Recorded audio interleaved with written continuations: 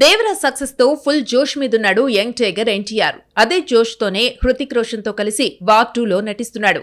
ఈ cinema shooting కూడా ఇటీవలే ముగించాడు యంగ్ టైగర్. ఈ సినిమాతో పాటు కేజీఎఫ్ సిరీస్ తో వరల్డ్ వైడ్ గా సెన్సేషన్ క్రియేట్ చేసిన కన్నడ స్టార్ డైరెక్టర్ ప్రశాంత్ నీల్ దర్శకత్వంలో జూనియర్ ఎన్టీఆర్ నటిస్తున్న సంగతి తెలిసిందే. ఇప్పటికే ఈ సినిమా పూజా కార్యక్రమాలు కూడా ముగించారు మేకర్స్. ఓపెనింగ్ రోజున ఈ సినిమాను సంక్రాంతి కానుకగా 2026 జనవరి 9న వరల్డ్ వైడ్ గా రిలీజ్ చేయనున్నట్టు అధికారికంగా ప్రకటించేశారు.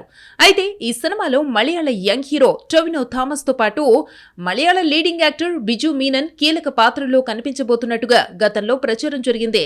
లేటెస్ట్ అప్డేట్ ప్రకారం టొవినో థామస్ ఆల్మోస్ట్ ఫిక్స్ అయినట్టుగా సమాచారం. కథ రీత్యా ఇందులో ఓ కీలకమైన పాత్ర ఉందట. ఆ పాత్రకు టొవినో థామస్ ని తీసుకున్నారట. మలయాళంలో పలు విజయవంతమైన చిత్రాల్లో నటించిన టొవినో 2018 సినిమాతో తెలుగు ప్రేక్షకులకు కూడా చేరువయ్యారు.